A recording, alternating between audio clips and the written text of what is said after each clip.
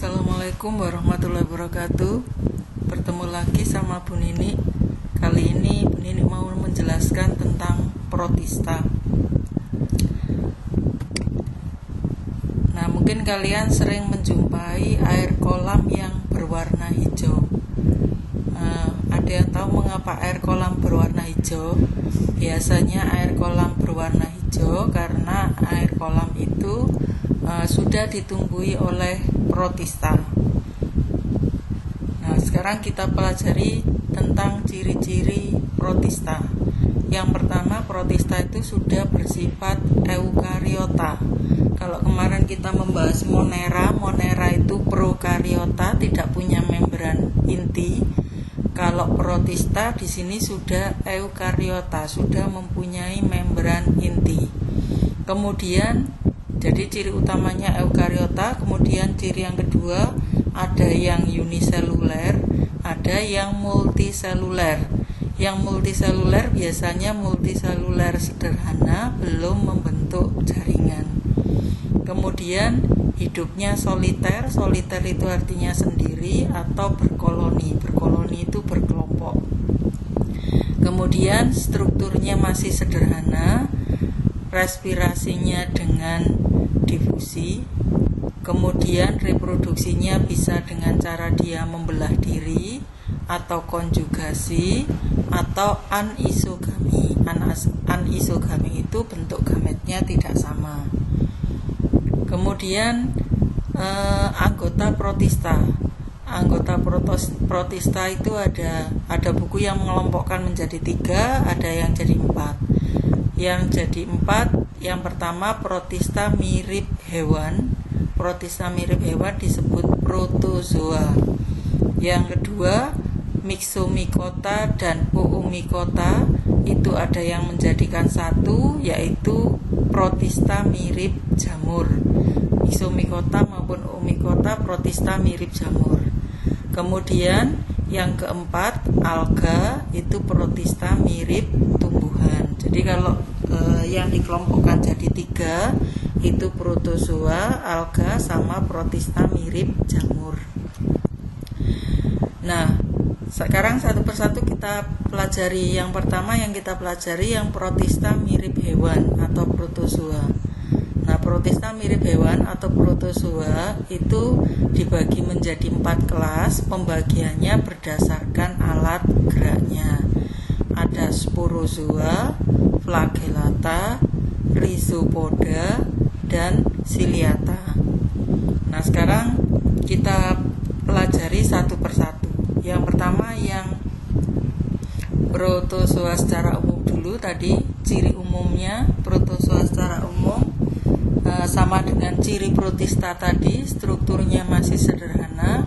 Ada yang uniseluler atau multiseluler.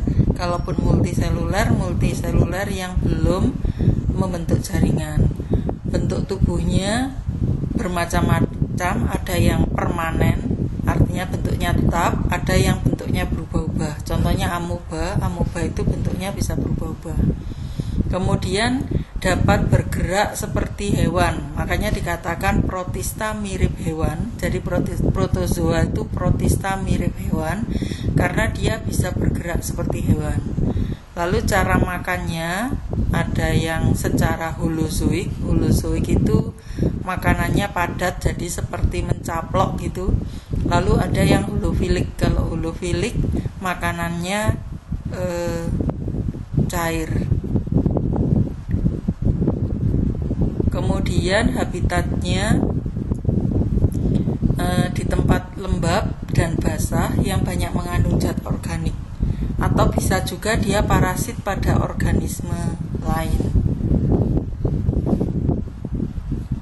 Kemudian peranan protozoa nanti ada yang menguntungkan, ada yang merugikan. Kemudian tadi berdasarkan alat geraknya ada 4 kelas tadi. Rhizopoda itu bergeraknya dengan kaki semu, ciliata dengan cilia, flagellata bergerak dengan flagel, sporozoa tidak punya alat gerak tapi berkembang biak dengan spora. Nah, struktur protozoa ukurannya 3 sampai 1000 mikron.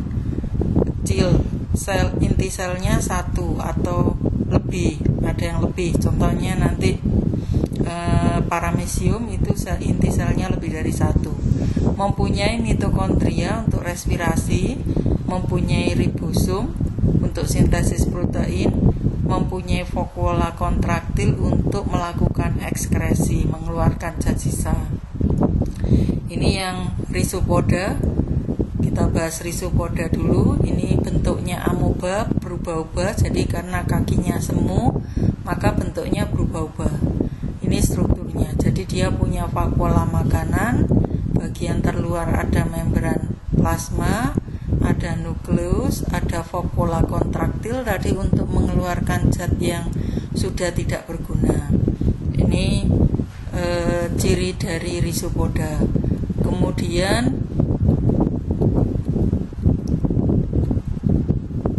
tadi ciri utamanya Rhizopoda.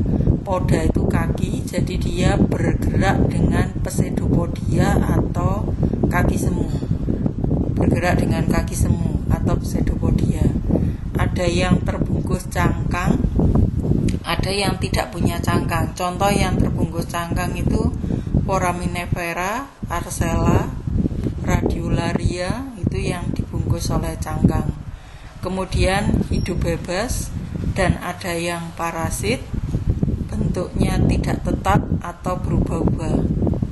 Contohnya amoeba, Entamoeba histolytica penyebab diare, Entamoeba gingivalis yang ada hidup di gigi.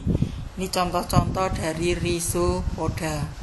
Ini tadi gambarannya, strukturnya tadi sudah kita bahas. Ini contoh kalau dia mencaplok makanan, bagian-bagian tubuhnya ini ada vakuola makanan, membran, ektoplasma, kemudian ada endoplasma, cairan dalam, cairan luar. Biasanya ektoplasma lebih kental, yang dalam lebih encer. Kemudian ada kristanya, vakuola kontraktil, sitoplasma, dan nukleus. Itu struktur tubuhnya. Ini contoh foto-foto yang langsung diambil dari mikroskop. Contoh amoeba, bentuknya selalu berubah-ubah ya. Kemudian Foraminifera, ini amoeba, ini juga sama Foraminifera, ini Radiolaria.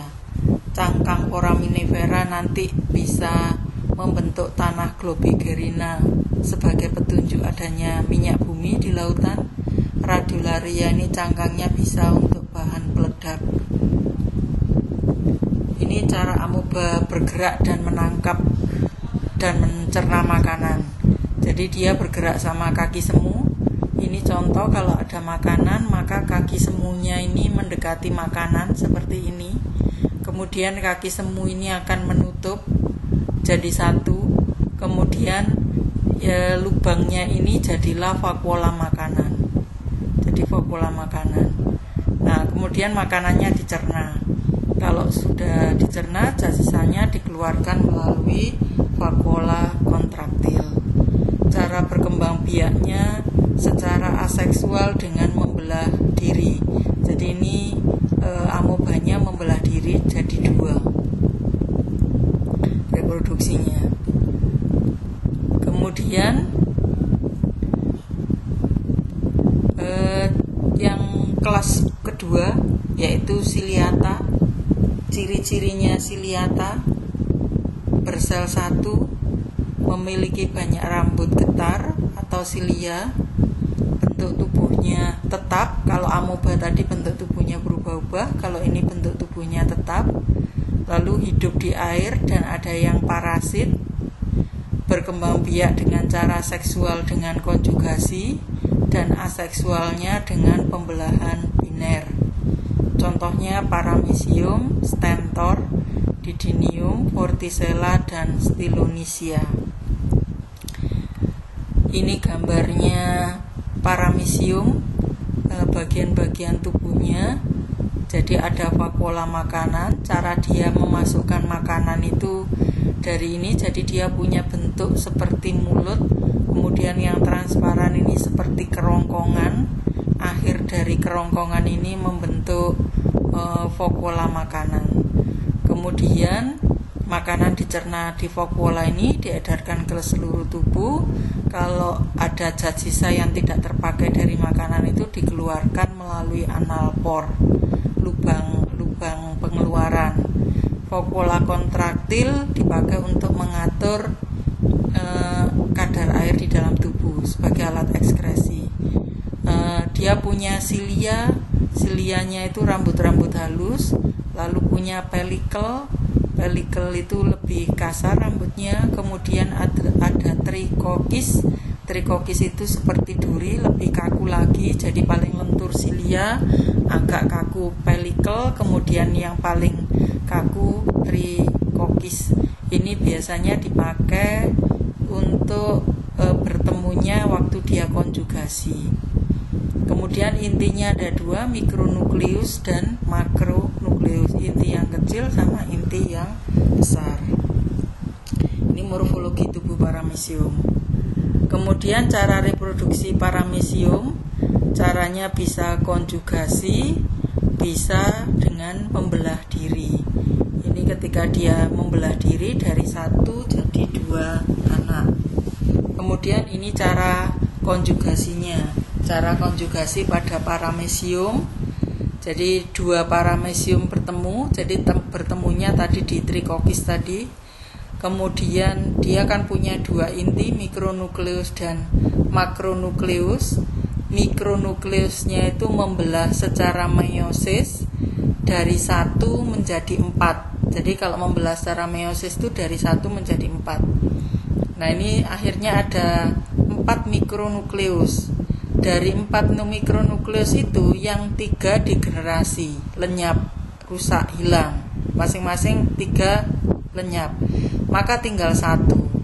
Tinggal 1 itu, 1 inti yang tinggal 1 itu membelah secara mitosis, sehingga mempunyai 2 inti, 2 mikronukleus.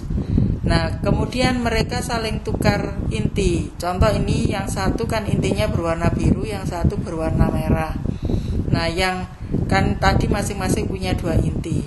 1 inti yang biru diberikan ke satunya, 1 inti yang merah diberikan ke satunya lagi. Jadi mereka saling tukar inti. Kemudian inti yang saling diberikan itu, ini merah dan biru, melebur jadi 1. Namanya melakukan singgami. Jadi dia melakukan singgami, sehingga intinya melebur jadi 1. Maka jadilah inti yang diploid. Yang tadi di sini haploid, asal mulanya diploid karena membelah meiosis jadi haploid. Kemudian ini jadi diploid lagi karena bersatu lagi. Nah, inti yang sudah bersatu itu mengalami pembelahan mitosis sebanyak 3 kali. Kalau mitosis itu membelah dari 1 jadi 2. Karena membelah secara mitosis 3 kali, maka dari 1 menjadi 8. Jadi mitosis pertama dari 1 menjadi 2. Mitosis kedua dari 2 jadi 4. Mitosis ketiga dari 4 menjadi 8. Sehingga dia punya 8 inti, 8 mikronukleus. Nah, dari 8 mikronukleus itu yang 4 menjadi mikronukleus, yang 4 menjadi makronukleus. Nah, pas proses ini makronukleusnya lenyap, hilang. Ini makronukleusnya hilang. Maka terbentuklah paramecium baru. Jadi di sini terbentuk 4 paramecium yang masing-masing punya 1 mikronukleus dan 1 makronukleus.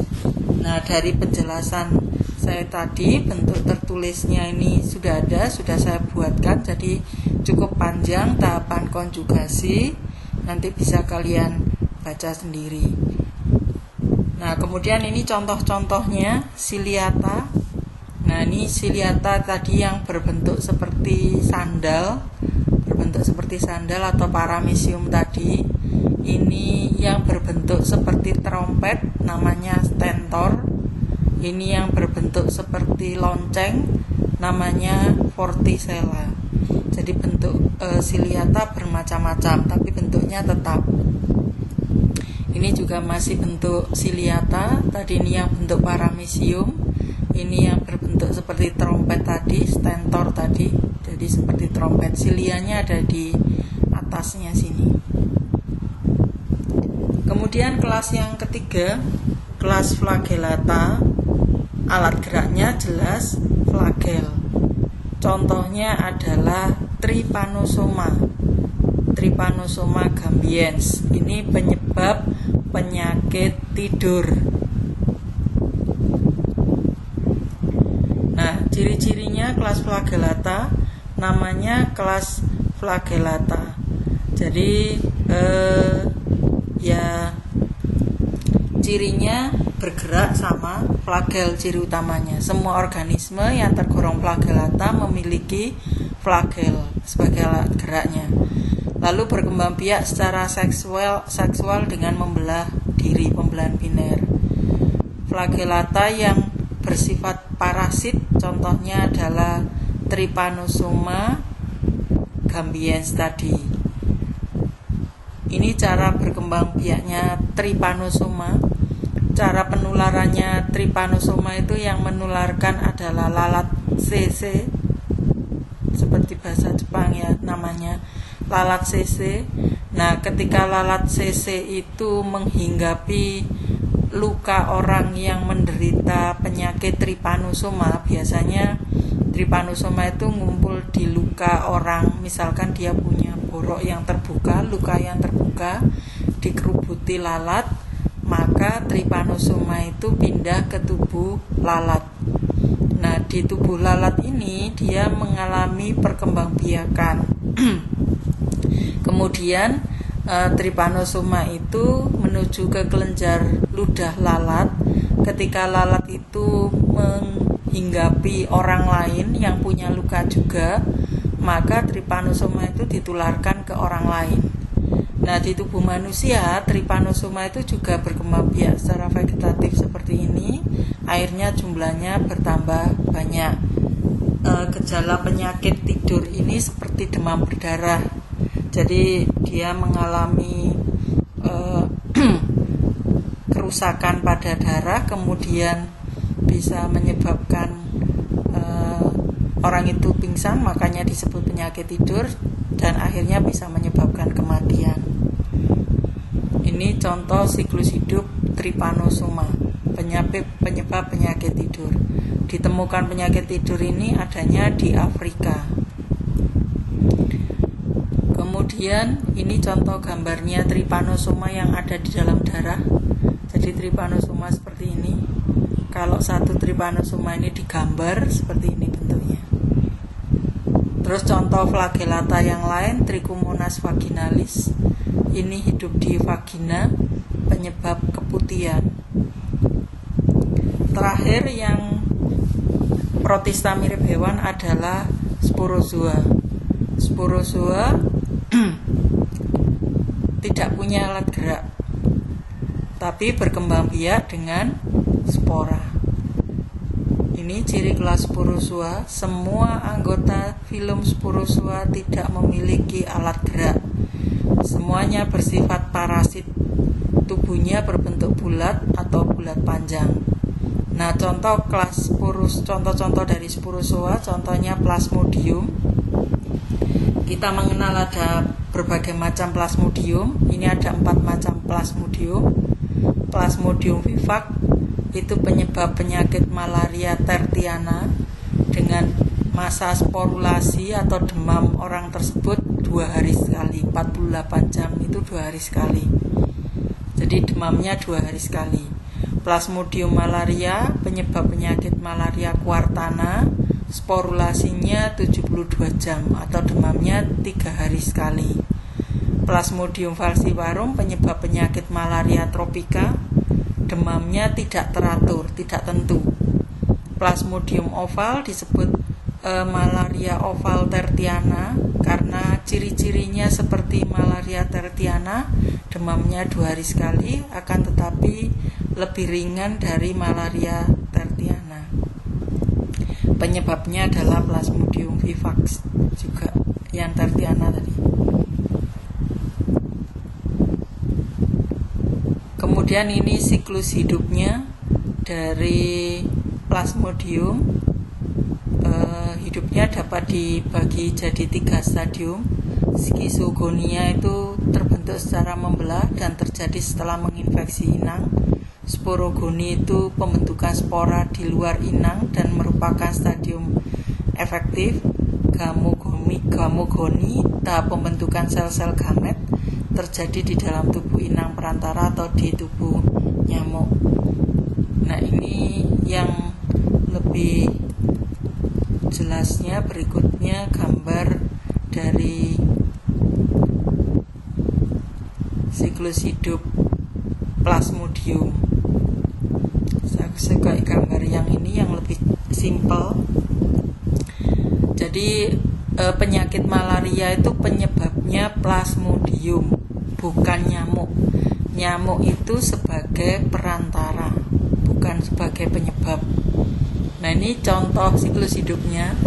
Jadi nyamuk yang di air ludahnya sudah mengandung sporozoid.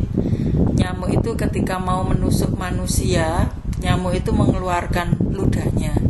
Nah, ketika nyamuk itu menusuk manusia karena ludahnya mengandung sporozoid, sporozoid masuk ke tubuh manusia, ikut peredaran darah manusia.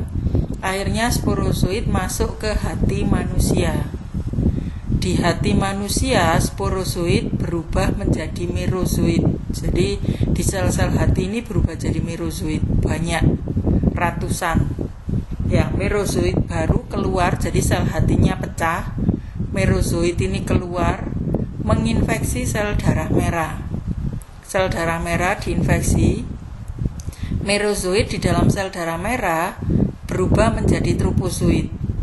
Nah, kalau tropozoidnya sudah banyak, ratusan, sel darah merah itu akan pecah menjadi merozoid lagi.